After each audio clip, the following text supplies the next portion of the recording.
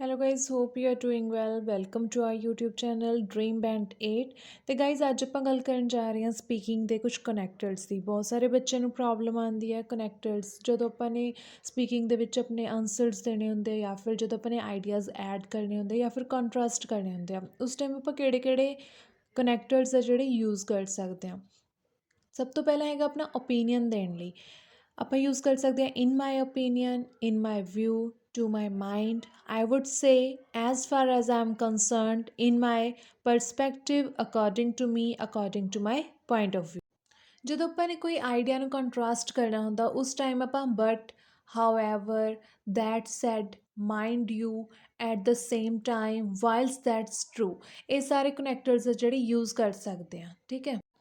Ideas add ਕਰਨ ਦੇ ਲਈ ਆਪਾਂ ਕਨੈਕਟਰਸ ਆ ਜਿਹੜੇ ਉਹ ਯੂਜ਼ ਕਰ ਸਕਦੇ ਹਾਂ on the top of that also what's more I would also add that ਇਸ ਜਿਹੜੇ ਹੁਣ ਆਪਾਂ ਨੇ ਕਨੈਕਟਰਸ ਰੀਡ ਕੀਤੇ ਆਪਾਂ ਉਹਨਾਂ ਦੇ ਨਾਲ ਦਾ ਹੀ ਇੱਕ ਸੈਂਪਲ ਆਨਸਰ ਬਣਾ ਕੇ ਦੇਖ ਲੈਂਦੇ ਹਾਂ।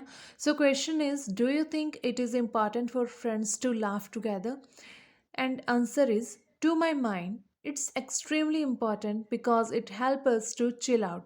I haven't been going out with my friends much often, but when we go out together we love to crack a few jokes. On the top of that, I just think laughing is a great way to stay healthy and positive. Guys hop ਤੁਹਾਨੂੰ ਇਹ video ਚੰਗੀ ਲੱਗੀ ਹੋਏਗੀ। ਅਗਰ ਤੁਹਾਨੂੰ ਕੁਝ ਹੋਰ ਕਨੈਕਟਰਸ ਚਾਹੀਦੇ ਆ ਸਪੀਕਿੰਗ ਦੇ related then please let me know in the comment section and please like share and subscribe the channel. Bye bye.